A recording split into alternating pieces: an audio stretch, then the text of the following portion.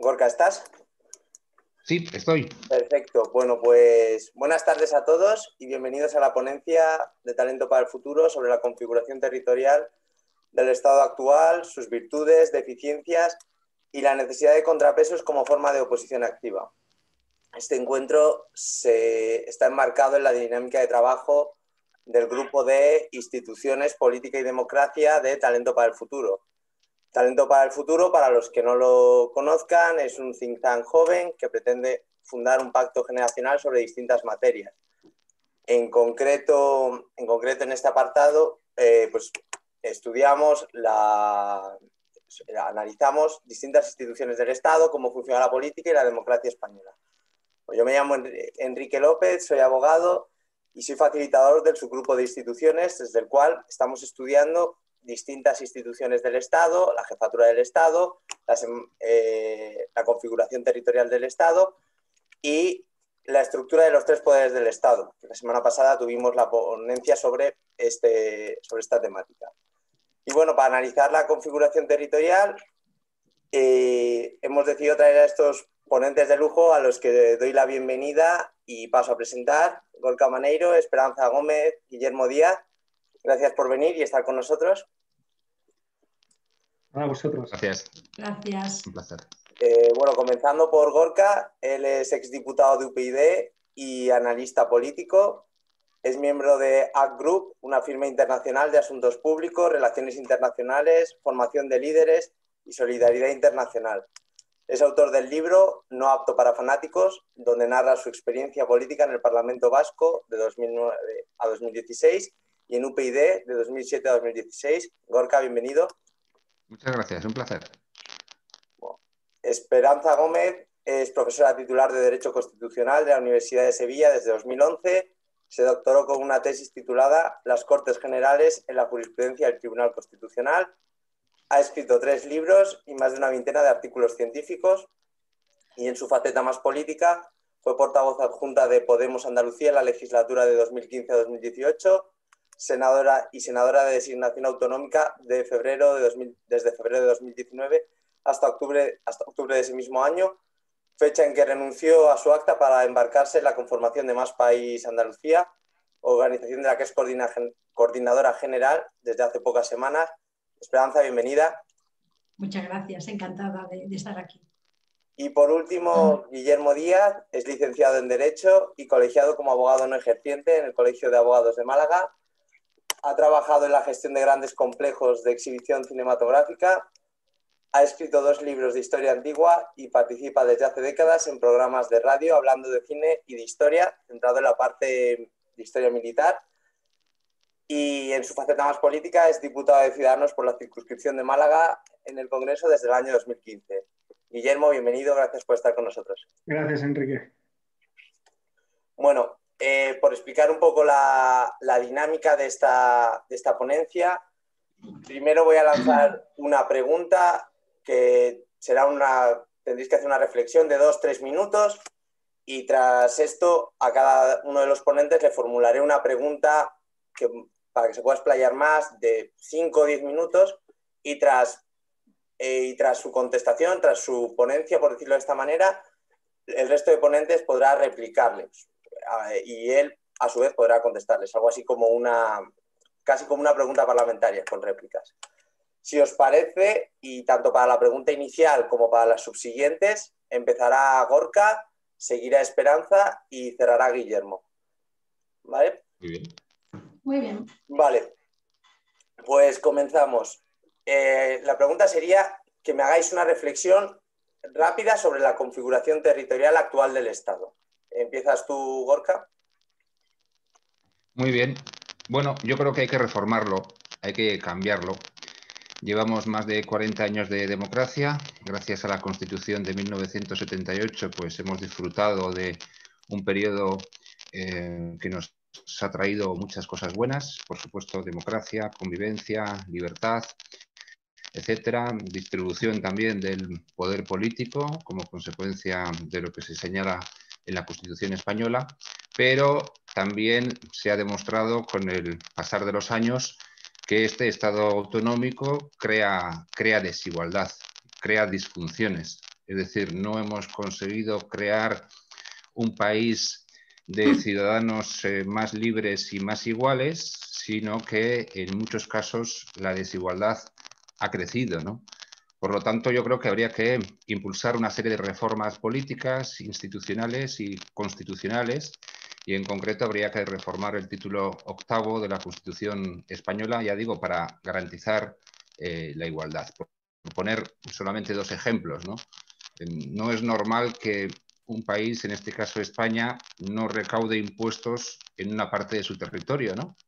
En concreto en Euskadi y en Navarra, como consecuencia de la existencia del concierto económico y el convenio navarro, que son 2 instrumentos que provocan desigualdad. Algo tan sencillo de entender como que los más ricos no pagan impuestos al resto de los ciudadanos, sino justo lo contrario. Los que menos tienen financian a los que más tienen. O, por poner otro ejemplo, el tema que ahora mismo está muy de actualidad, de la libertad lingüística. En determinadas partes de España y en concreto y sobre todo en Cataluña, pues no se puede estudiar en español, cosa también muy extraña. En definitiva, el Estado autonómico hay que reformarlo a día de hoy porque en muchos casos lo que ha provocado no ha sido precisamente que haya más igualdad de todos los ciudadanos españoles, sino justo lo contrario. Y desde luego no ha corregido las desigualdades que ya existían hace 40 años, sino que en el mejor de los casos se ha mantenido. Con lo cual hay que cambiar el modelo institucional, aunque es cierto que a veces pienso que no es solamente responsabilidad del modelo institucional del Estado de las Autonomías, sino que es responsabilidad directa de los partidos políticos principales, de los partidos políticos supuestamente nacionales que realmente no se comportan así. Gracias, Gorka. Esperanza, tu turno. Bueno, yo creo que en general hay que hacer una valoración positiva del estado de las autonomías.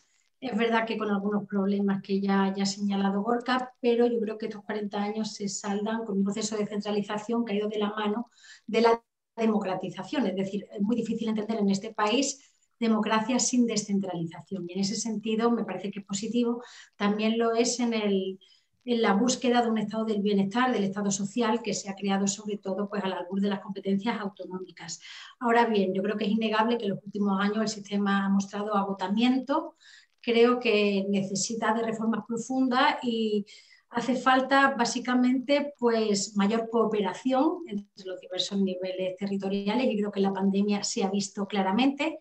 Hace falta menos confrontación porque lo que tenemos son poderes territoriales que confrontan unos con otros, ¿no? Y hace falta, en consecuencia, mayor corresponsabilidad. Creo que la pandemia yo creo que ha sido el elemento que ha puesto sobre la mesa que hay disfunciones, lo que pasa que yo no creo que haya que corregirlas de la mano de mayor centralismo, sino al contrario. Yo creo que hay que buscar un federalismo cooperativo en el que las decisiones se tomen de manera conjunta. Todo el mundo participa en la toma de decisiones y, en consecuencia, también es corresponsable. Y yo creo que eso serviría para paliar algunos de los problemas que tiene hoy, entre ellos el de la desigualdad de la que hablaba Gorka, ¿no? Yo creo que es el sistema hacia el que yo creo que tendríamos que tender y obviamente eso implica reformar la Constitución, pero incluso si no reformáramos la Constitución, creo que tenemos margen pues, para utilizar mecanismos pues, como ha sido el de la Conferencia de Presidentes, esto como hemos visto en el estado de alarma, se podrían utilizar otros mecanismos como las conferencias sectoriales, ir avanzando hacia que la toma de decisiones sea por mayoría, no por consenso, en fin. Yo creo que hay vías que explorar incluso sin reformar la Constitución. Vale, gracias, Esperanza. Guillermo. Bueno, yo creo que no estoy de acuerdo con los análisis pesimistas, salvo por los últimos tiempos, lo que fue el intento de golpe de Estado en Cataluña hacia acá. Creo que España vive desde 1978 el periodo más próspero si tenemos en cuenta el total de los españoles, porque el siglo XV fue estupendo para los españoles, pero para el infante que iba comiendo agua y pan, o sea, era un imperio estupendo, pero no vivían la gran mayoría de los españoles con los estándares de calidad que tenemos ahora. Creo que el modelo no es lo que tenemos que poner solo en cuestión. Yo creo que sí que hay que cerrar ya el desarrollo competencial autonómico, ya, se acabó, ya está, llevamos 40 años, porque además, y aquí es donde yo veo el gran problema, ha habido una perversión por parte de los partidos nacionalistas con la permisividad de los dos partidos, del Partido Popular y del Partido Socialista, que han mirado siempre hacia otro lado porque los necesitaban, y ha habido una perversión del sistema autonómico para, en realidad, utilizarlo como un periodo transitorio hacia las diversas independencias que buscan los partidos nacionalistas. ¿Cuál es el principal error, creo yo? Es que nos ha preocupado, a la clase política española le ha preocupado siempre la minoría que quiere ser diferente y ha premiado lo que Freud llamaba el narcisismo de la diferencia y ha perjudicado a la gran mayoría que queremos ser iguales. Entonces, siempre estamos pendientes del matiz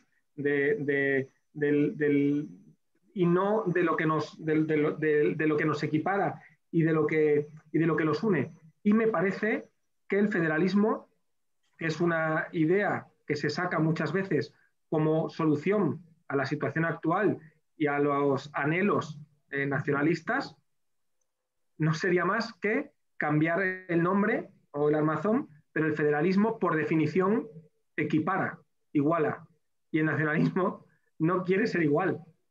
Automáticamente tienes que inventarte cosas como federalismo asimétrico, y en el momento en que hablases de un Estado federal, automáticamente al día siguiente ya tendrías a partidos nacionalistas queriendo ser más federales, o federales de otro modo, o federal, superfederal, yo superfederal y tú federal. Entonces, no, yo no creo que haya que estar siempre pensando, además, en el futuro del Estado, pensando en apaciguar a los nacionalistas.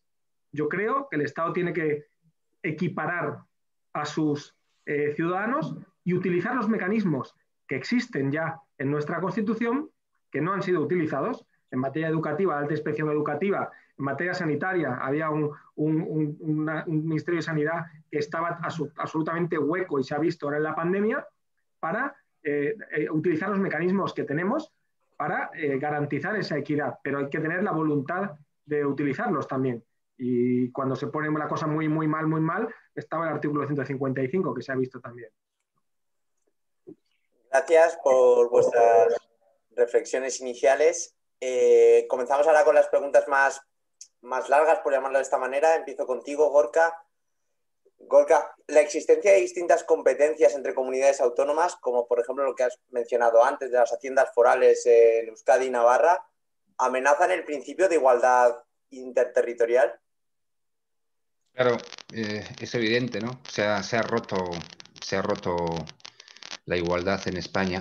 Hay quien dice que el concierto económico vasco y el convenio navarro son constitucionales, pero sin embargo, aunque están recogidos ahí, la Constitución también se dice que la utilización de esos instrumentos no puede provocar finalmente la desigualdad, y es lo que se provoca a día de hoy, ¿no?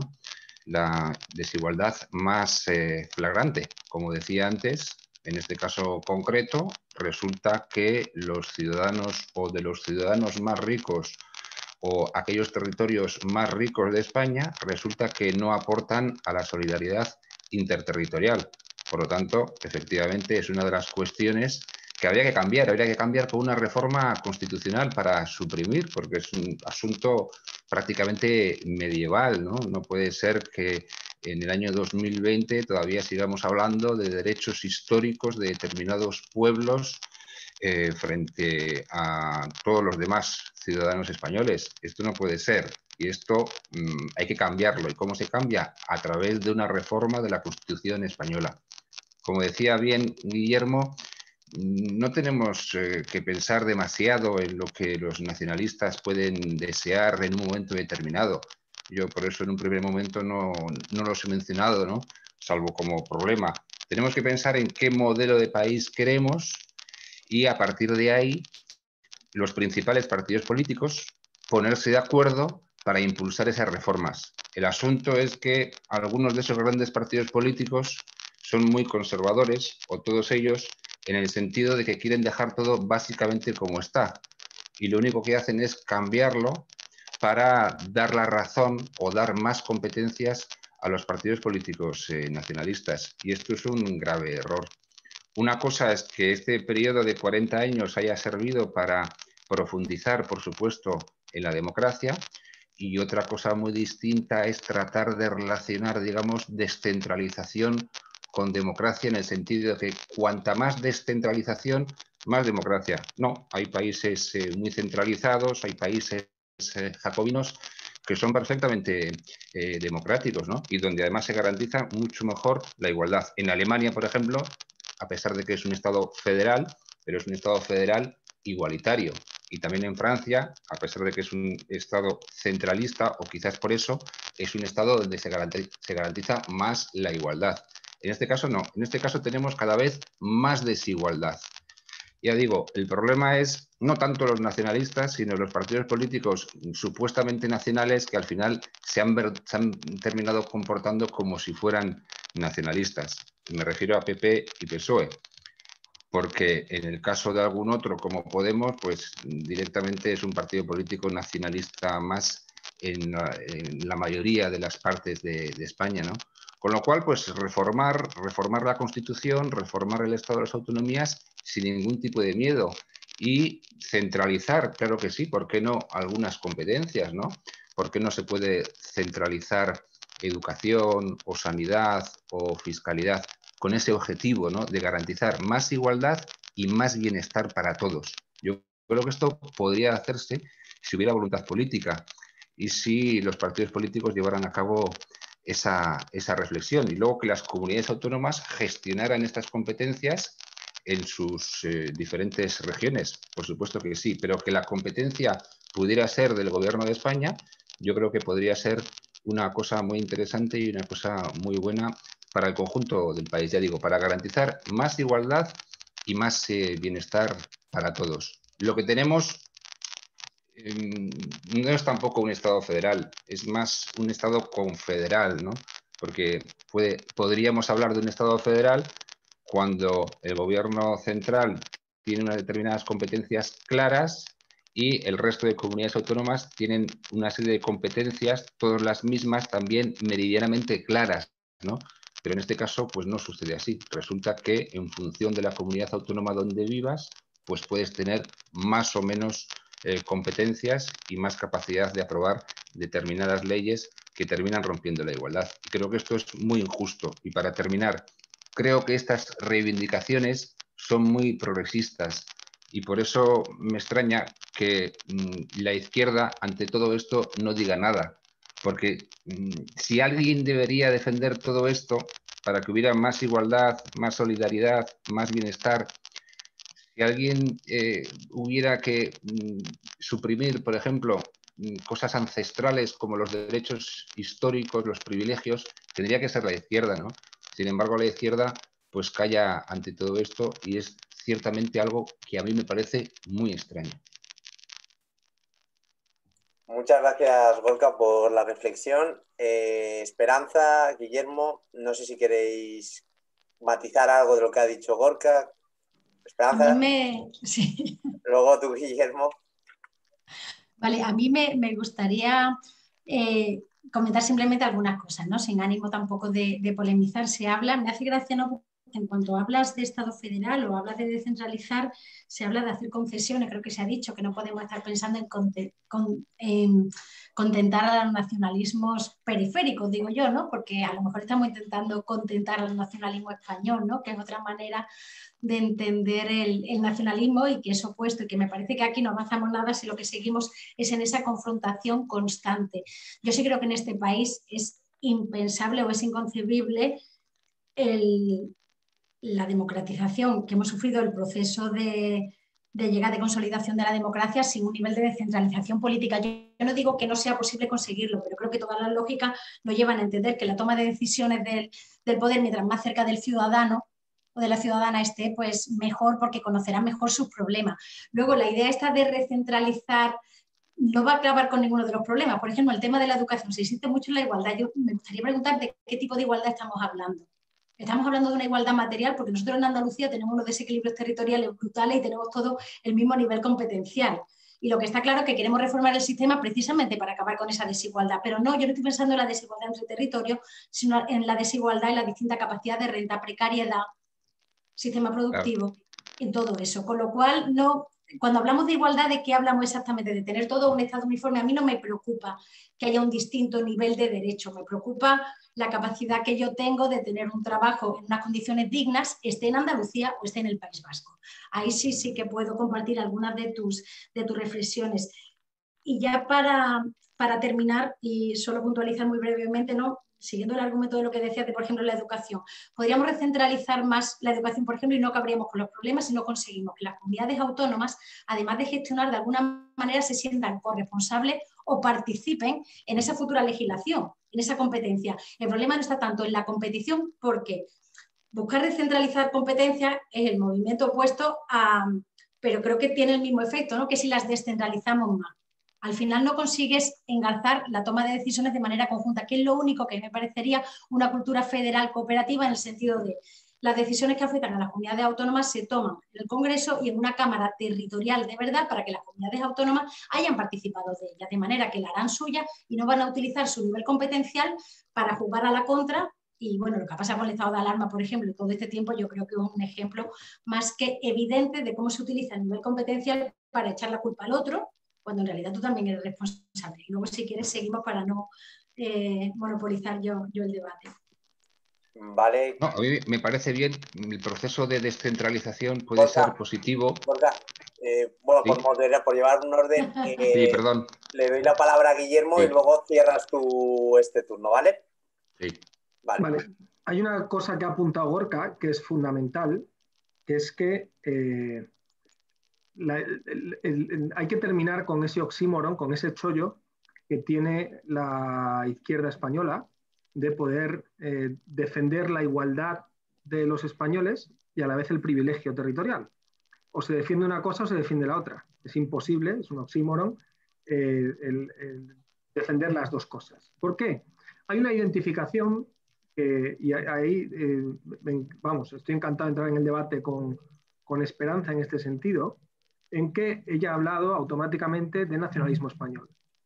Si el nacionalismo español significa que yo quiero que todos los españoles tengan los mismos derechos y libertades, ya se escapa a la definición de nacionalismo. Porque el nacionalismo lo que busca es demostrar que tú o tu tierra es mejor que otra, por definición, el nacionalismo, o tu nacionalidad te hace mejor que otro. ¿Dónde busca eso, ese supuesto nacionalismo español? Porque yo te lo sé decir, ¿dónde lo busca? El nacionalismo catalán, el nacionalismo vasco o los incipientes nacionalismos. Bueno, te quiero decir, ¿dónde? Yo no soy nacionalista, no, solo que quede claro. Sí, yo no estoy entrando ahí, estamos dando un debate de ideas en el que yo creo, de hecho, no voy a entrar nunca en las ideas que tenga uno personalmente. Pero que no lo trataba de defender, es lo que quería decir, que no trataba de defender ningún nacionalismo. No, pero has equiparado el querer ser iguales todos a un tipo de nacionalismo, cuando eso es una contradicción con la propia definición de nacionalismo, que lo que busca es ser distintos por razón de nacimiento o de código postal. Entonces, por eso me parece que es muy importante... Esa es tu definición de nacionalismo, pero no me parece que eso esté escrito. Vamos a no pisarnos, por favor, el turno de palabra. Guillermo la tiene y bueno, vamos a respetar cada turno, por favor. Claro, si Esperanza, si tú crees que querer que todos tengamos los mismos derechos y libertades en un mismo país es ser nacionalista, lo reconozco, soy nacionalista. En cambio, si tú crees que como has dicho, no te preocupa que haya un distinto nivel de derechos, a mí sí me preocupa. Lo he dicho. Y no soy... Sí, lo has dicho. La otra cosa es que a lo mejor la expresión esté fuera de, no sé, pero lo has dicho. A mí sí me preocupa que haya un distinto nivel de derechos. Sí me preocupa. Y quiero que todo el esfuerzo del Estado vaya a intentar equiparar ese nivel de derechos. Pero es muy importante que pensemos por qué la izquierda europea, en algunos sitios, en España especialmente, pasó de defender, como la izquierda francesa, un Estado jacobino, porque garantizaba precisamente el esfuerzo común de todos los ciudadanos, el reparto de derechos y libertades entre todos los demás. Y en España, por ejemplo, la izquierda, en vez de querer un Estado fuerte que pueda repartir derechos, fomenta o se apunta a cualquier idea que quiera romper ese Estado o hacer estaditos pequeños en el que haya diferencias de derechos. Eso tendría que explicarlo la izquierda. Yo creo que tengo una respuesta, que es que la izquierda cree que España es un invento de derechas. Eso es lo que creo que pasa. Ya quisiera la derecha haber tenido una idea tan buena. El problema... perdón, Enrique. Sí, cierras tú, pero una reflexión más final para pasar a la siguiente pregunta. Sí, no, hablando de izquierdas, el problema en España es que no hay una izquierda progresista como tal. Lo que tenemos en España es una izquierda reaccionaria.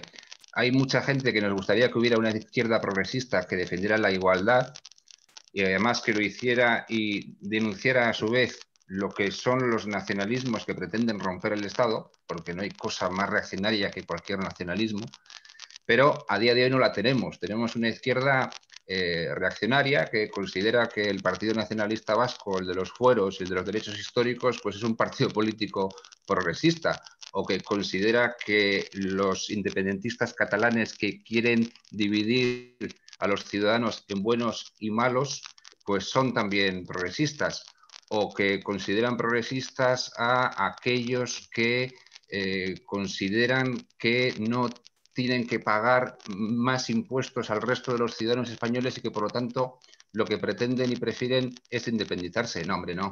Todo eso no es izquierda progresista, todo eso es izquierda reaccionaria, ¿no? Eso es lo que a día de hoy no tenemos en España, por lo tanto. Es lo que estamos padeciendo, la falsa izquierda. Me hace mucha gracia esto de descentralizar es siempre progresista. No, ¿por qué? Hay determinadas competencias que, en mi opinión, pueden estar en manos de las comunidades autónomas, otras competencias pueden estar en manos de los municipios, otras competencias pueden estar en manos del Gobierno de España, del Gobierno central, es decir, del Estado como tal, y otras competencias pueden estar en manos de las instituciones europeas. Es decir, cuando trasladamos competencias a Europa, esto es algo muy progresista, que yo comparto.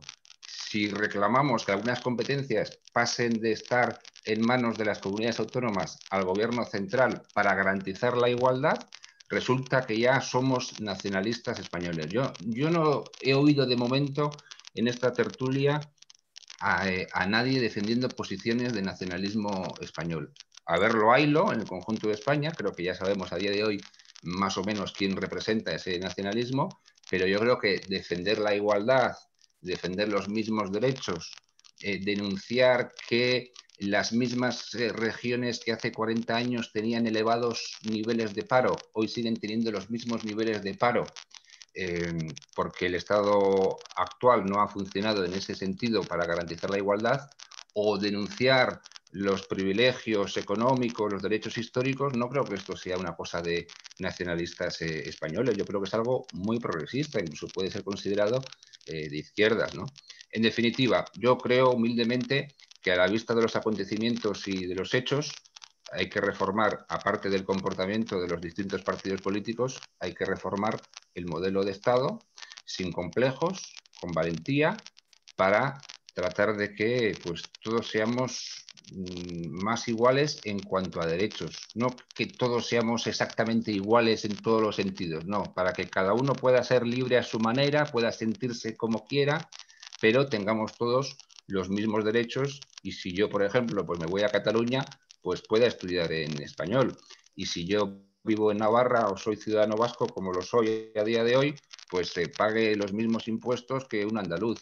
Y que un andaluz pues tenga el mismo nivel de paro en su comunidad que en Cantabria. En fin, un poco garantizar que haya más bienestar y más igualdad para todos. Yo creo que son objetivos comprensibles y positivos. Vale. Muchas gracias, Gorka, y muchas gracias a ustedes por las reflexiones. Paso a tu pregunta, Esperanza. Bueno, lo hemos comentado durante la tertulia y bueno, se ha hablado mucho durante el estado de alarma de que las comunidades autónomas han supuesto un contrapeso al poder del gobierno central, siendo a veces una oposición más férrea que la que tiene el gobierno en el Parlamento. Sabiendo, como yo creo que todos coincidimos, de la necesidad de contrapesos como forma de oposición en una democracia, ¿profundizarías en más descentralización competencial o devolverías parte de las competencias al Estado central? A ver, bueno, antes de empezar solo una puntualización, que espero no estar aquí en representación de toda la izquierda española porque me parecería demasiado peso sobre mis hombros, ¿vale? Y dicho esto, con respecto al contrapeso, obviamente una democracia se basa en un sistema de pesos y contrapesos, y estos juegan tanto pues, a nivel del mismo nivel de gobierno territorial, es decir, del Estado, como entre distintas administraciones.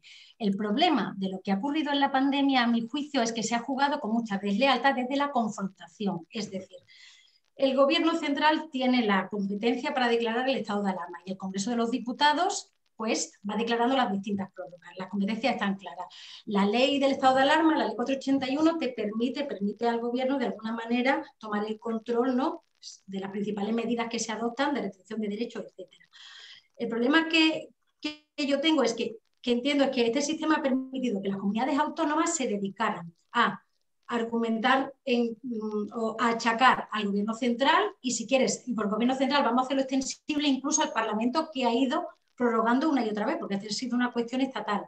Prorrogando el estado de alarma le podía achacar lo negativo, estamos bajando el PIB, la economía va muy mal, no bajan los números de muertos, la inversión en sanidad no es suficiente y podía decirlo sin ningún tipo de coste. ¿Por qué? Pues porque todas las decisiones se tomaban a nivel estatal. A mí eso me parece un problema. Y ahora tenemos que acabar el estado de alarma y cuando las comunidades autónomas, y no voy a hacer distinción por colores, porque aquí, bueno, podríamos hablar de muchas cosas, pero en general, todas las comunidades autónomas, o la gran mayoría de ellas, cuando se ven con las competencias, empiezan a pedir la ayuda y el auxilio del Estado. ¿Por qué? Si tú tienes transferidas las competencias de sanidad, te han dado un fondo COVID, ¿por qué? ¿Cuál es el problema? A mí me parece que no ha habido lo que se llama lealtad constitucional en este sentido.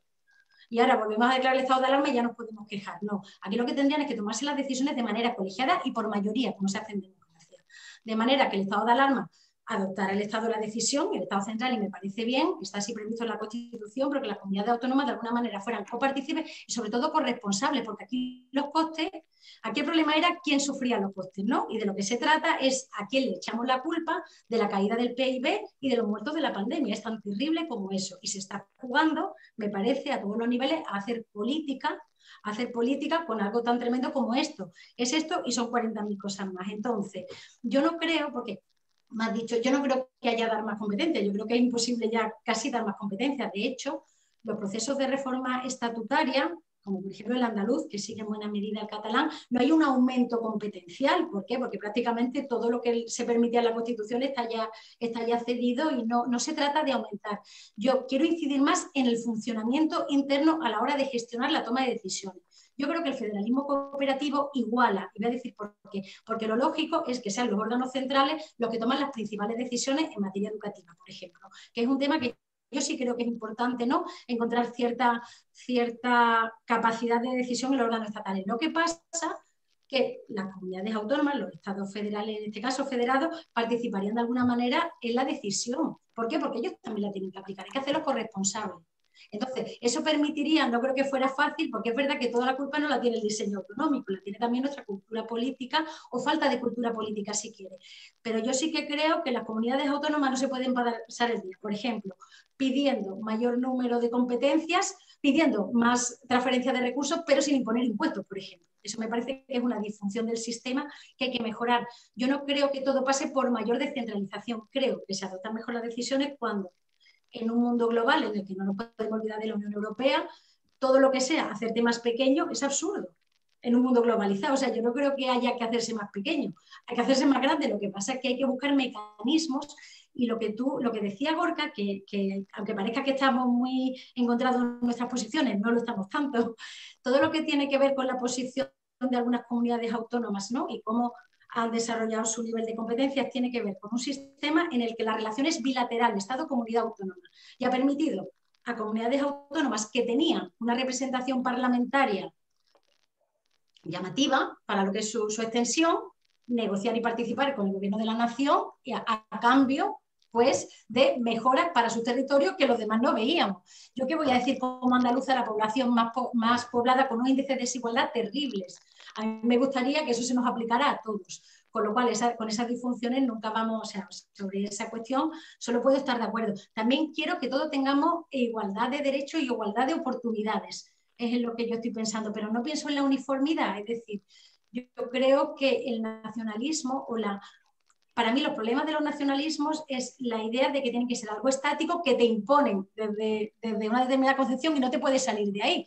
Y yo entiendo que habrá catalanes que se sientan muy catalanes y ahora no le puedes decir a nadie cómo de catalán se es o cómo de vasco se es, ¿no? Igual que yo no quiero que me digan cómo de andaluza tengo que ser y cómo debo serlo. Entonces yo creo que si volvemos a recentralizar competencias, seguramente tendremos los mismos problemas porque no habremos acabado con los problemas competitivos en la toma de decisiones y lo que tenemos que buscar es mecanismos de decisión en los que se comparta sobre todo la responsabilidad, quién tiene la culpa de esto, porque eso hace también a las distintas administraciones actuar de manera más honesta de cara a la ciudadanía.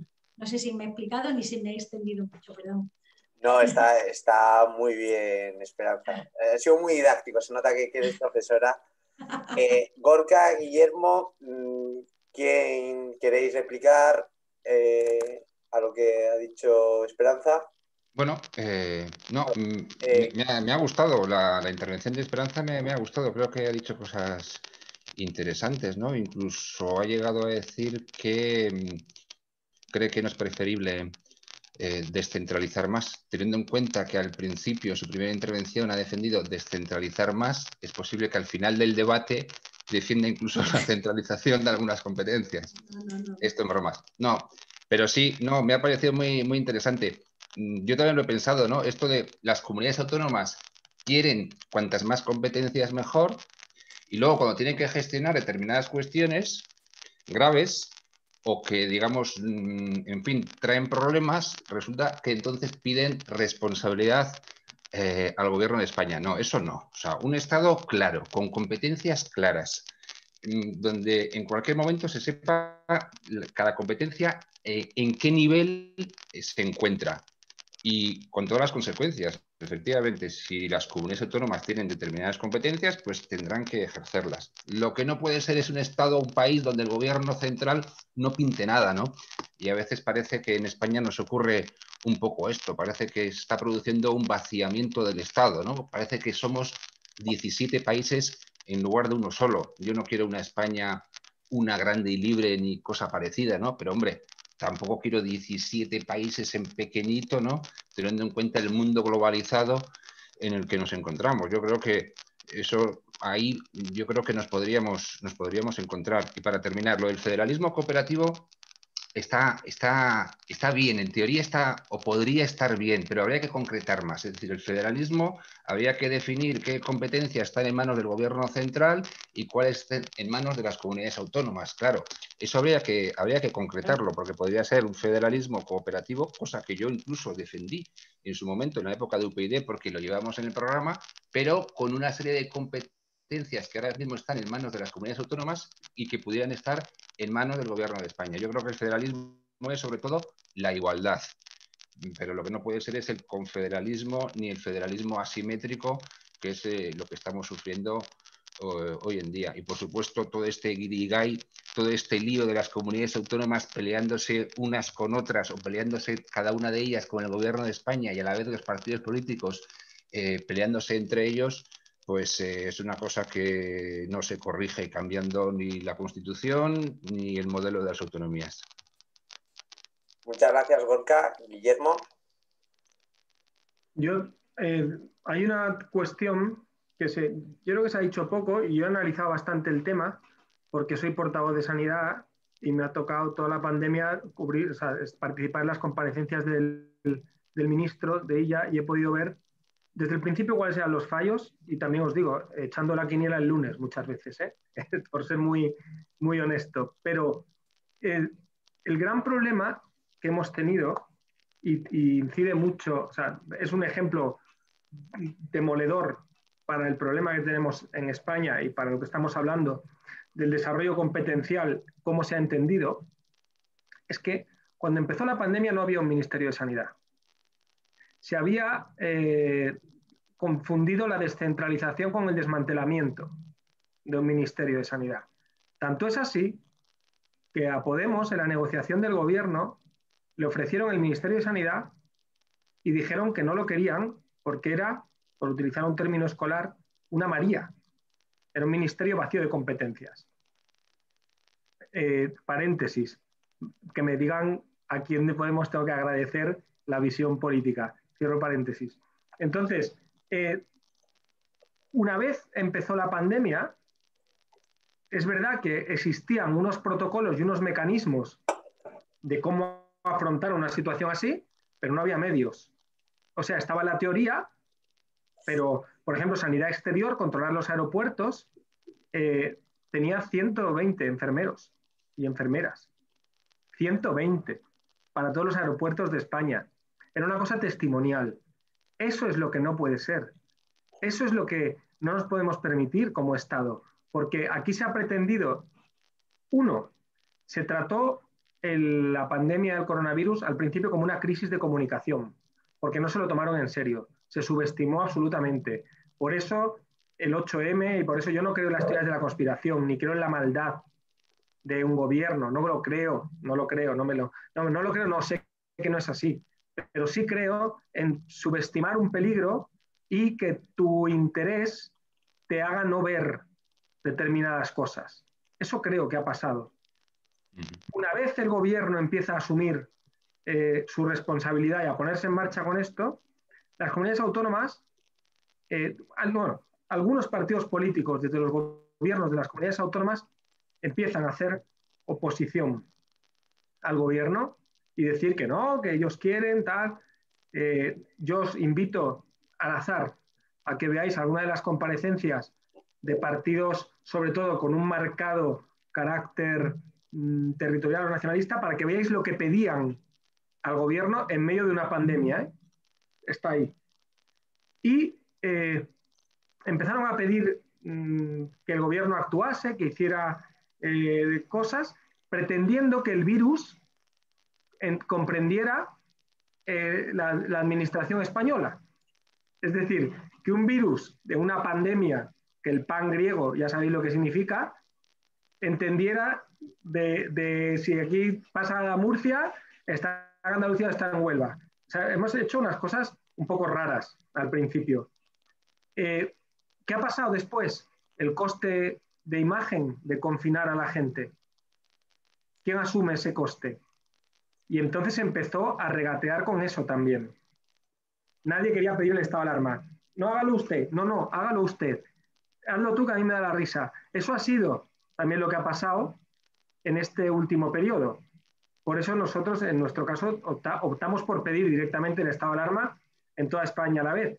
Asumes el impacto, pero también sabíamos, y desgraciadamente lo vais a ver, que en 2 o 3 semanas nadie discutirá la necesidad de que se haya dictado un estado de alarma.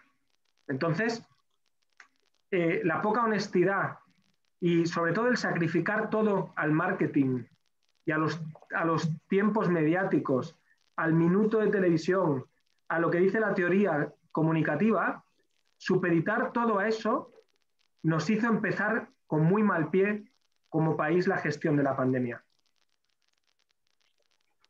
Muchas gracias, Guillermo. Esperanza, no sé si quieres cerrar o...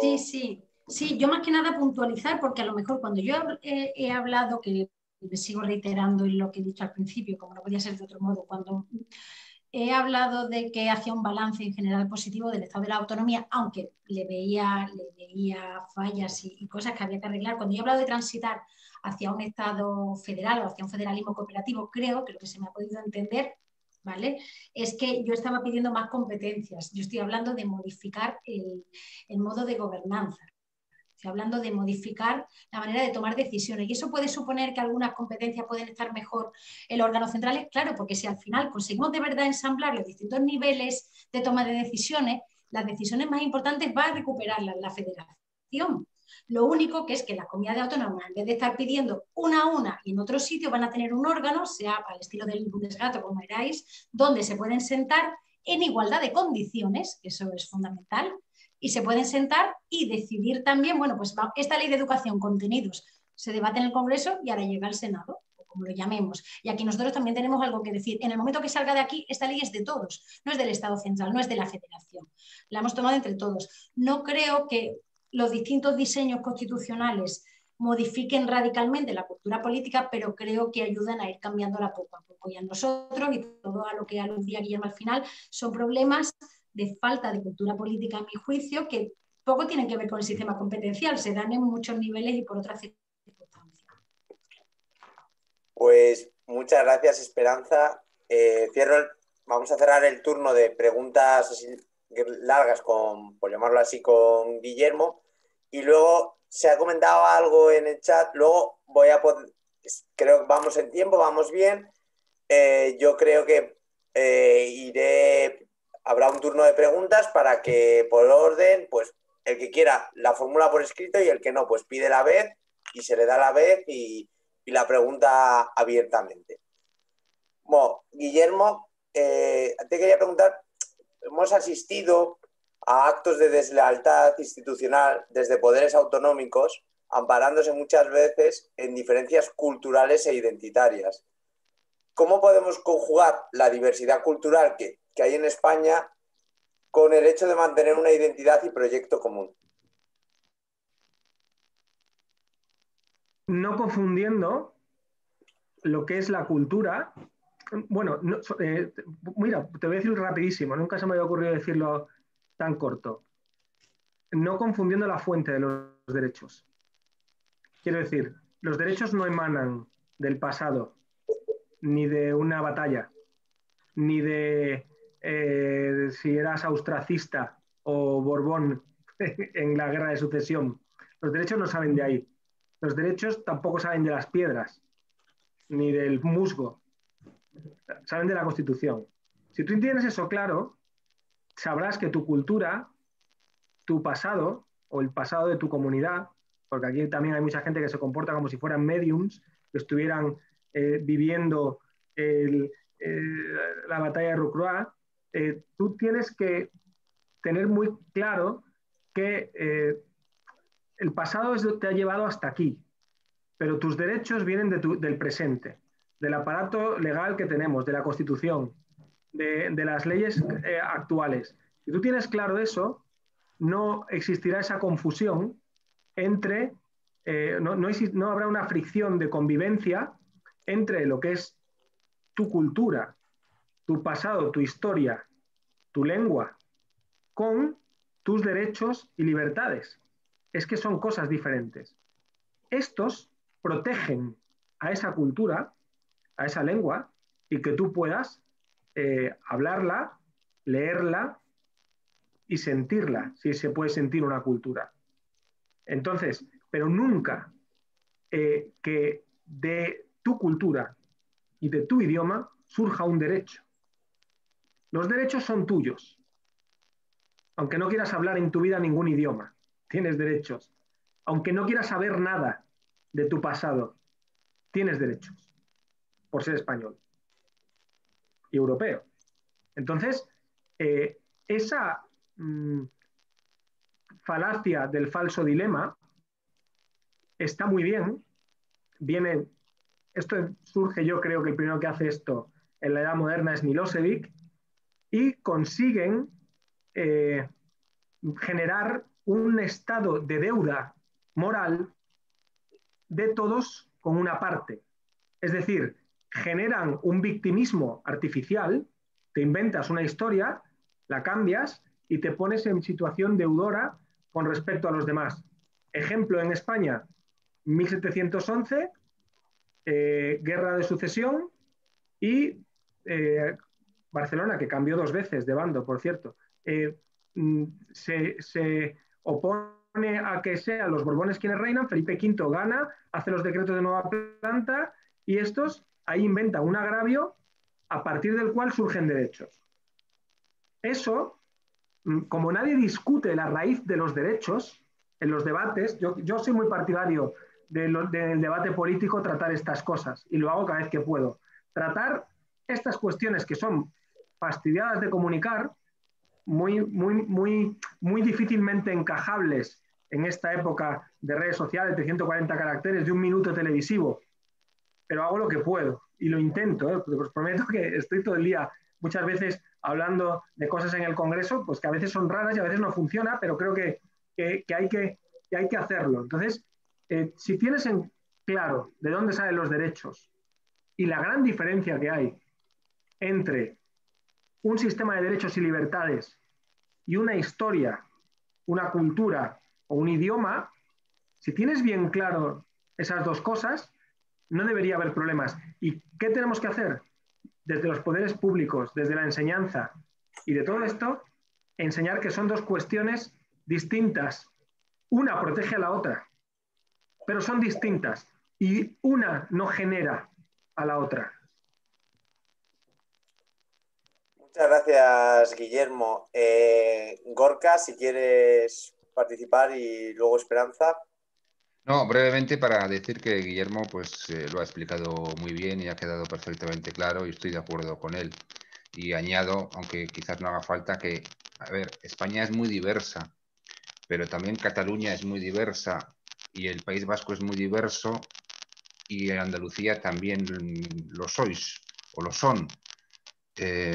Y la ley y la Constitución garantiza que efectivamente cada ciudadano pueda sentirse como libremente quiera y hablar su propia lengua o su lengua u otra lengua y pueda disfrutar de todos los derechos y todos ellos tengan las mismas obligaciones, ¿no? Esto es lo que garantiza la Constitución y la ley, que todos podamos ser, digamos, diferentes o distintos respecto a los demás, pero a la vez ser iguales en cuanto que todos somos ciudadanos. Y yo creo que esto es algo muy moderno, por otro lado, muy entendible o muy de primero de democracia, pero que o no se termina de entender o algunos partidos políticos no quieren entenderlo o justo defienden lo contrario. Pero creo que eso es la modernidad, el Estado de Derecho y la democracia. Muchas gracias, Gorka. Esperanza, ¿quieres añadir algo más? Sí, yo tengo poco que decir sobre de dónde salen los derechos. Bueno, pues más allá de otras disquisiciones, yo cuando explico derechos fundamentales parto de la Constitución, que es lo que toca, ¿no? No creo que los derechos fundamentales surgen obviamente de ahí, no hay que remontarse más atrás. No creo que sean como las tablas de Moisés, es decir, creo que se pueden mejorar y se puede abundar en ello, pero bueno, creo que parten de ahí y creo que nuestra responsabilidad, pues como personas que nos dedicamos a la política, aunque sea de distintos, ¿no? En distintos momentos y de distintas perspectivas, de buscar un proyecto de futuro para nuestra tierra que mejore la situación, ¿no? de la ciudadanía. Ahora bien, a veces eso significa mirar atrás, a veces hay que mirar atrás para restañar algunas heridas recientes que están y no creo que podamos obviar nuestra historia porque explica en parte por qué estamos aquí. No creo que podamos aludir a la historia para fundamentar desigualdades de trato si es a lo que estamos diciendo ahí, entonces no lo veo claro, vamos, nada más. Pues gracias, Esperanza. No sé si quieres añadir algo más, Guillermo, o pasamos al turno de preguntas. Vale. Pues no sé cómo queréis hacerlo, si queréis hacerlas por escrito y yo las leo. Pedís el turno de palabra con alguno de los emoticonos, reacciones de aquí abajo de Zoom. Si queréis, vais pidiendo la palabra y yo por orden pues voy dándola. No sé si alguien quiere empezar.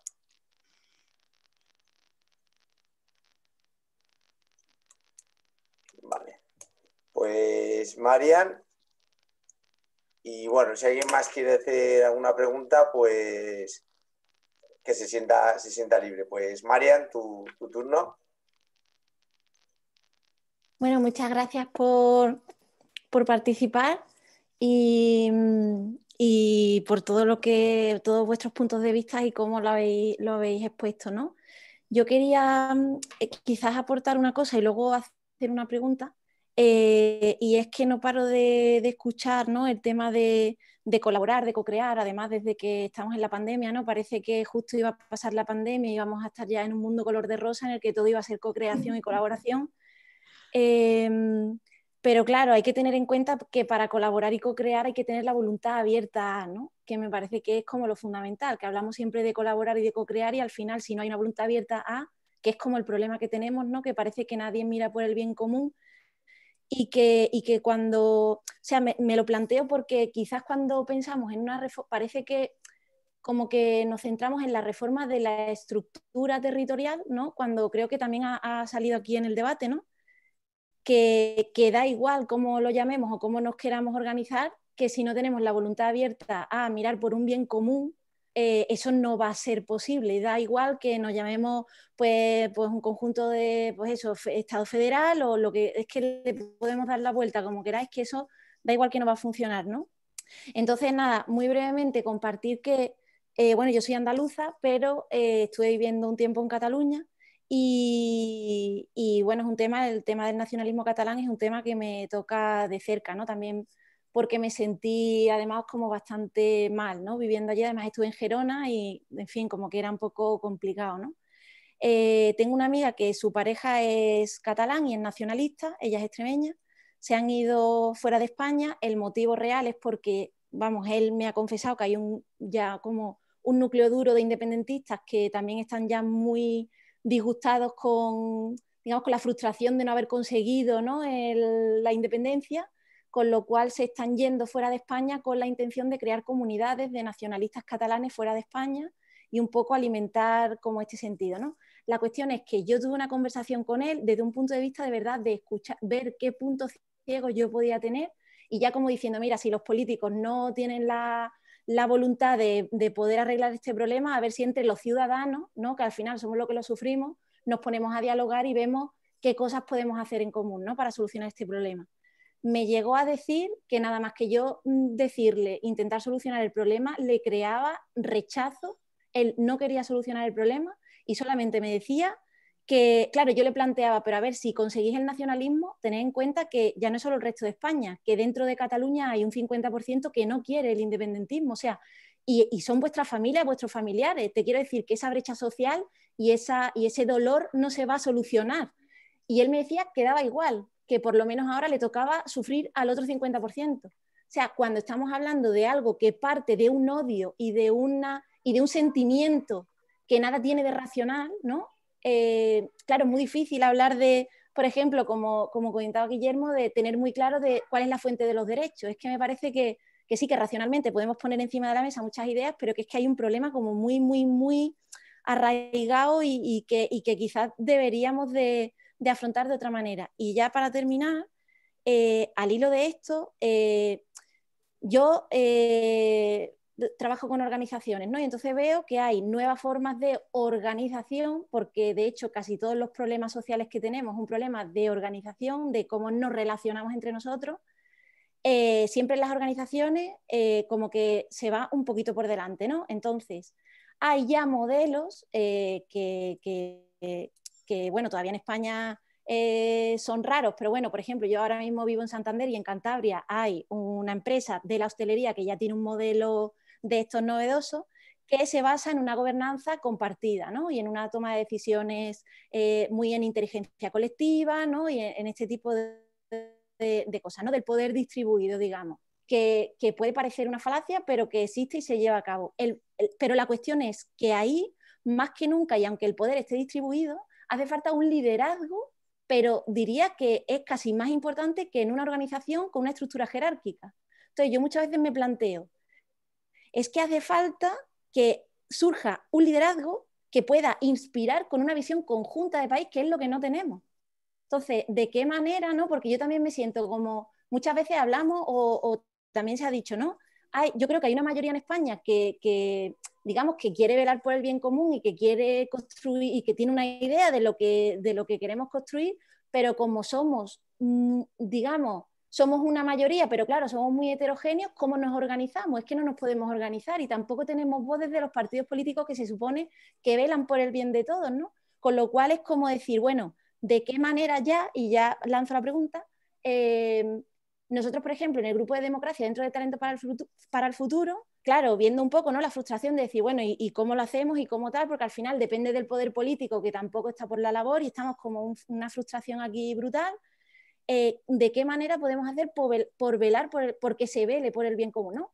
Y entonces estuvimos analizando otros modelos y concretamente nos fijamos en el modelo danés, que tienen bueno, aparte de que, claro, es una cosa cultural, ¿no? Quiero decir, ellos además tienen ya más de un siglo de democracia, con lo cual van muy adelantados, pero aparte del tinte cultural, que es fundamental, ellos tienen, por ejemplo, una oficina nacional de auditoría, que lo que hace es auditar todas las decisiones que toma el gobierno para velar por el bien común. Entonces, ¿de qué manera podemos articular en España que si no tenemos liderazgo, no tenemos cultura, yo qué sé, yo creo que hay una mayoría que no tenemos voz y no estamos representados y tampoco tenemos a quién votar que nos represente? ¿De qué manera podemos introducir un elemento que empiece a ser una palanca de cambio? Porque si no es como que podemos hablar aquí de lo racional que es todo, ¿no? Pero como ya un poco expuesto, me parece que es que lo racional ya no, o sea, que también es insuficiente. Entonces, ¿de qué manera se podría articular una oficina nacional de auditoría que pueda velar por el bien común? Interesante, eso sería el invento del siglo, ¿eh? Sin duda. Interesante. Bueno, existe, o sea, te quiero decir que en Dinamarca está, que es un modelo que está y que funciona. Claro que va ligado de una cultura danesa, ¿no? Que bueno, que viene de atrás, pero que no es imposible. O sea, que te quiero decir que no sé si vosotros veis el encaje en algún lado, porque estamos trabajando un poco en una propuesta de este tipo, pero quizás nos falta, pues, quizás un conocimiento más directo de dónde podría encajar esto, cómo podríamos organizarlo. ¿Tú crees que se podría hacer esa oficina de auditoría en Madrid, en la Comunidad de Madrid? ¿Más fácil que en España? Por ejemplo, ahora entenderás por qué. Más fácil, ¿no? Es que Dinamarca tiene los mismos habitantes. Sí, lo sé que también es una cuestión de tamaño, pero, es por que ejemplo... es mucho más fácil auditar a 5 millones y pico de habitantes que a 45. Es que eso por ejemplo, muchas veces yo conozco el modelo danés, ellos tienen como una airez a lo bestia y que funciona bastante bien, pero eso solo es posible en países con una población contenida. Y luego, por otra parte, a mí no me gusta especialmente cuando se ponen modelos los países escandinavos, porque están a veces un poco sobrevalorados. ¿Y qué quiero decir? Yo soy un lector, ahora menos ya, estoy en política, ya es menos casi todo, pero yo era un lector, yo creo que una de las literaturas que mejor muestran cómo es una sociedad es la novela negra. La novela negra escandinava hay que leerla para entender la idiosincrasia y los problemas que se han dado allí, ¿eh? Quiero decir, no me gusta idealizar más allá de lo idealizable. Si bien entiendo perfectamente lo que estás diciendo, Mariam, perfectamente, ¿eh? Es decir, o sea, ¿cómo podemos auditar? ¿Cómo se podría implicar la gente en todo esto? Hay dos cuestiones ahí. No hay que confundir o sea, la representación de la ciudadanía con la eficacia o la auditoría o el velar por el buen funcionamiento del Estado. Y otro punto te voy a dar, otro aspecto. Busca en la historia,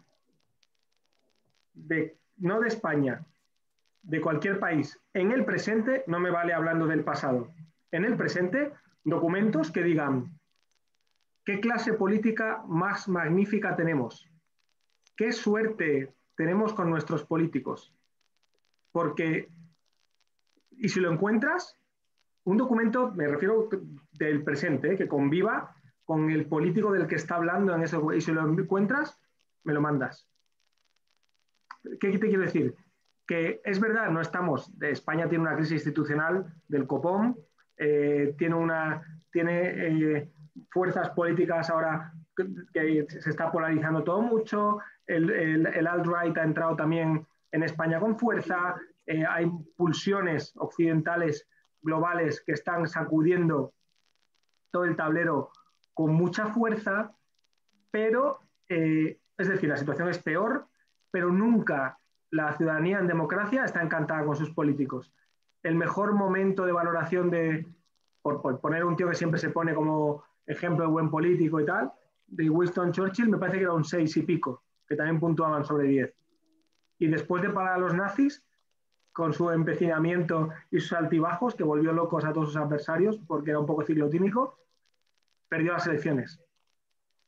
¿Qué te quiero decir? También ahora todo el mundo habla, o muchos sectores han acabado hablando bien de Felipe González, o han acabado hablando bien, o sea, cualquier tiempo pasado fue mejor. Digo porque seamos justos y sepamos dónde estamos. Tú nunca vas a estar contenta con, tú vas a decir, mi clase política me encanta.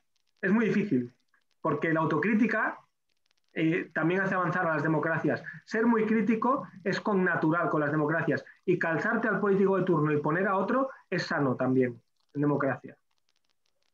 Sí, muchas gracias, Guillermo. Gorka, me habías pedido la palabra. Sí, aun siendo cierto lo que dices, Guillermo, yo creo que a día de hoy el nivel medio de los políticos en España es bastante bajo. Son los que han sido elegidos por los ciudadanos, es evidente, pero creo que dejan mucho que desear. No tanto porque no estén preparados, que quizás también, sino sobre todo porque hacen gala de un fanatismo y sobre todo de un sectarismo que provocan un tremendo desazón al conjunto de la ciudadanía. Antes, en la exposición de Marian, ha apuntado el tema del fanatismo independentista, ¿no? Es uno de los problemas de España, el fanatismo nacionalista, el fanatismo independentista, pero también es un problema añadido el fanatismo partidario, el que los partidos políticos, antes que defender el interés general y el bien común, defiendan sus propios intereses. Yo he sido diputado en el Parlamento Vasco, he sido miembro de un partido político, he convivido como vosotros y todos sabemos de lo que hablamos. Entonces los partidos políticos se han convertido en instrumentos para durar cuanto más tiempo mejor en el tiempo. Y entonces hay un fanatismo ahí partidario que es muy negativo y creo que la mejor oficina que podría implantarse en España es la oficina que hiciera posible que se votara de la mejor manera posible. O sea, no sé exactamente cómo, pero esa es la mejor oficina posible, que la gente vote a líderes, que también es otro tema del que se ha hablado, líderes que piensen en el interés general y el bien común, efectivamente, como se ha dicho. Luego, por supuesto, hay ideas mejores e ideas peores, y cada uno tiene también sus ideas. No es lo mismo subir el sueldo a los funcionarios que bajarlos, no es lo mismo defender más estado de bienestar que impulsar recortes sociales, evidentemente. Pero si en España consiguiéramos que hubiera una mayoría de partidos políticos que defendieran, aunque fuera a su manera, el interés general y el bien común, yo creo que a día de hoy estaríamos mucho mejor. No es fácil, no es fácil cuando uno está en su propio partido, cuando uno es diputado, es complicado, sobre todo quienes son portavoces tienen que lanzar un mensaje claro, tienen que a veces ser más contundentes de lo que en principio el sentido común aconsejaría. Ya sé que no es fácil todo eso, pero creo que los políticos deberíamos, como quieras decirlo, hacer ese trabajo de olvidarnos un poco de nuestras propias siglas, que no de nuestras ideas, y a partir de ahí intentar buscar el interés general y el bien común. Por supuesto, teniendo claro que hay ideas buenas, ideas malas, ideas mejores e ideas peores y que por supuesto no puede haber aquí un partido único donde todos defenderemos lo mismo, ¿no? Pero es que el nivel de sectarismo y de fanatismo a día de hoy, en mi opinión, es tremendo. Y no sé si en el resto de países pasa lo mismo. En algunos sí, pero creo que en general no tanto. Las listas abiertas Sí. Ojo, que hay que ponerlas, que existen en el Senado y la gente tampoco vota a su senador encantado. No dice, voy a votar a mi senador favorito y voy a votar a uno del PP, a otro de UPyD, a otro de Ciudadanos, a otro de Más País. Pero las listas abiertas con la voluntad de darlas a conocer es, a mi juicio, la solución. Bueno, la solución.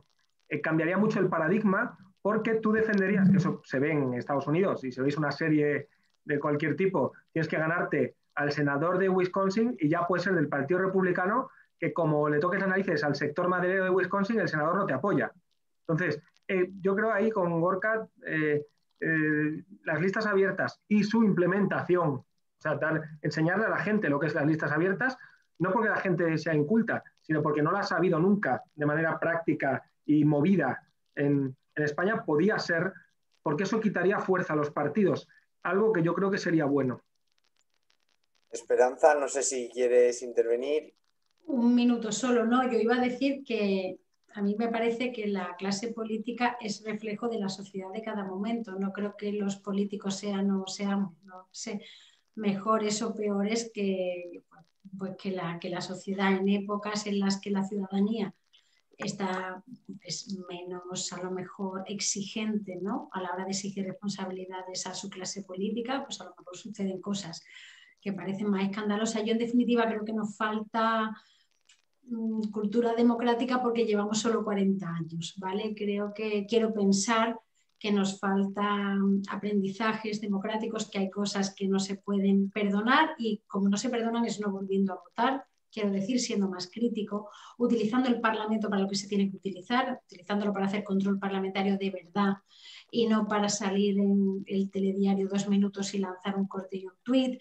En fin, yo creo que hay mucho que trabajar ahí, pero creo que somos todos corresponsables. No creo que la clase política sea distinta, ni peor ni mejor que el resto de la ciudadanía. Y sobre el tema de los partidos políticos, eso sí que da para otro debate, porque es verdad que hay una configuración constitucional y de los reglamentos parlamentarios tendente a fortalecer los partidos, ¿no?, en el primer momento de la democracia, y eso ha acabado creando unas dinámicas sobre las que podríamos también hablar mucho, sin duda. De acuerdo, Esperanza, gracias. José Antonio ha pedido antes la palabra. Si quieres, activa el micrófono y puedes hacer la pregunta. ¿Se me escucha? ¿Sí? Gracias. Bueno, quería intervenir con respecto a lo que ha planteado Marian y el debate que se ha planteado al respecto, pero creo que hay una cuestión que, más allá de que pueda funcionar una agencia para la auditoría, etcétera, etcétera, yo creo que, aparte de la falta de educación política de la que hablaba también Esperanza, creo que habría que volver a llegar a un pacto de carácter constitucional que supusiera una reforma de la actual Constitución, y eso hoy en día, con la división de fuerzas que existe en el Parlamento, parece bastante imposible, pero lo mejor sería el mejor momento de hacerlo, que en ese ambiente de discrepancia ideológica y partidaria, y no políticamente incorrecta, sino políticamente correcta, en el sentido de que aquí se habla mucho de que los políticos son poco representativos, o que van a lo suyo. Bien, yo creo que las cosas son mejorables en cuanto las organizaciones e instituciones son mejorables. Por ejemplo, aquí hay que tocar evidentemente el tema del Senado. El Senado, hoy por hoy, es una Cámara muy inútil, por decirlo de alguna manera casi suave. No soy de los que abogo por la eliminación del Senado, pero sí por la constitución de una Cámara realmente plurinacional y representativa de la autonomía y de cada uno de los apartados del Estado. Por lo tanto, ese sería un elemento que quizás daría un liderazgo nacional en el federal, es mejor esa palabra que nacional, y que podría darle al país una respuesta en busca del bien común. Si nosotros somos capaces de elaborar una reforma, que el Senado, por ejemplo, entrara en una situación de estas características, que no tiene que ver con las listas abiertas, tiene que ver también con la constitución de cómo está construido, etcétera, etcétera, una reforma a fondo de esa institución, que creo que sería un buen paso en ese sentido. Igualmente, al hilo de eso, yo, que soy también bastante crítico con la clase política, pero sí quiero levantar una bandera. Yo creo que estamos inmersos en una especie de virus, de una pandemia casi de carácter político, en el que la política está mal vista pero casi hecha adrede que esté mal vista. Es un criterio permanente que que la política es algo malo, que es negativo para la gente. Creo que eso no es cierto. Lo que funciona mal es que muchos de los políticos son, más que políticos, partidarios, son partidistas, son miembros de partidos que piensan solamente en los pensamientos o las ideas de su propio partido. El paso que hay que llevar ahí es que las instituciones, que la manera de elegirlo, que bueno, que todo ese proceso, digamos, de carácter constitucional y desde luego reformista, pudiera ser una tarea en los próximos años a partir de ya mismo, en el momento que sea capaz la clase política de ponerse de acuerdo en unos principios de reforma más allá de lo que hoy pueda ser posible. Yo conozco bien la situación política del país, sé que en las circunstancias actuales un acuerdo de carácter constitucional es muy complicado. Pero bueno, aquí esa altura de mira es la que habría que pedirle a la clase política que nos representa, ¿no? Termina. Vale, pues no sé si queréis alguno hacer una reflexión al hilo de lo que ha dicho José Antonio. Totalmente de acuerdo. Yo sí, yo defiendo la política, defiendo a los cargos públicos, defiendo los partidos políticos, creo que es absolutamente indispensable. Creo además que todos, de hecho, somos de alguna manera, directa o indirectamente, políticos. No hablaría mal de los políticos así a la ligera. De hecho, no me gusta, no suelo hacerlo y me cuesta. Pero sí tengo la sensación que en esta época vivimos un tiempo que estamos sufriendo, no sé si quizás sea el estado de partidos, ¿no? Una lucha permanente y encarnizada de unos contra otros. Y en este sentido quiero añadir, no sé, igual no estáis de acuerdo, pero a veces lo pienso, que el surgimiento de partidos políticos nuevos ha perjudicado, ha empeorado las cosas en España. Es triste decirlo, ¿eh? Yo pienso que el surgimiento de partidos políticos es una cosa muy positiva. Cuantos más partidos políticos puedes pensar que es mejor, más variedad, puedes tener diferentes opciones. Yo mismo milité en uno de esos nuevos partidos políticos, etcétera, y aunque hay distintos partidos políticos, sí que a veces me da la sensación de que tanto partido político ha generado una competencia tan brutal por el voto que al final, pues los partidos políticos, más que luchar por cambiar las cosas y mejorar la vida de la gente, están ahí en competencia permanente por un puñado de votos, ¿no?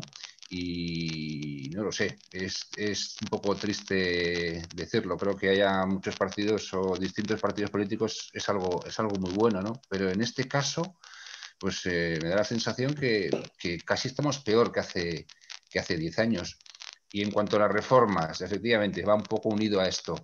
Las reformas pendientes en España, más o menos podríamos estar todos de acuerdo de cuáles podrían ser. No voy a enumerarlas. Yo llevo hablando y oyendo sobre eso años. Nunca se impulsa ninguna de esas reformas. Es más, me da la sensación que ahora están más lejos que nunca. Una cosa como, por ejemplo, la reforma del Senado, la reforma de la ley electoral, etcétera. Esto ya directamente ni se habla. Y no creo que sea solo por la pandemia. Creo que, no sé, se piensa más en el cortoplacismo y en ganar las próximas elecciones. No quiero ser tampoco pesimista, con todas las cosas que estoy diciendo hoy. Pero, en fin, esto quiere decir que tenemos que seguir implicándonos en todo esto y especialmente los que sois más jóvenes para ver si salen las cosas cada vez mejor. Gracias, Gorka. Guillermo, Esperanza, no sé si queréis añadir algo y con esto, como no hay más preguntas, yo creo que cerraríamos ya la ponencia de hoy. Yo daros las gracias simplemente a todos los participantes y a vosotros por haberme dado la oportunidad. A ti, por favor. Gracias por estar hoy aquí y hago el agradecimiento extensible. Bueno, Guillermo, no sé si quieres decir algo sobre lo que ha dicho Gorka. Daros las gracias por organizar esto. Me habéis dado la oportunidad más de hablar con Esperanza, aparte con vosotros, con Esperanza y con Gorka. Gorka, yo les seguía además cuando estaba en el Parlamento Vasco, creo que ha sido un tío muy valiente y tenías toda mi simpatía. Y y bueno, me ha gustado estar aquí hoy y contar conmigo todas las veces que queráis. Sí, Igual, ha sido un placer compartir esta ponencia con Esperanza, con Guillermo, con los que han intervenido, con los moderadores y con los que no han intervenido también. He aprendido mucho. Gracias. Muchísimas gracias a los tres. Yo lo hago extensible y por vuestra disponibilidad, sobre todo para organizarlo y por la facilidad que sé que no tenéis agendas fáciles. Gracias. Muy bien. Hasta luego. Otra vez, adiós. Hasta pronto. Adiós. Hasta luego. Hasta pronto.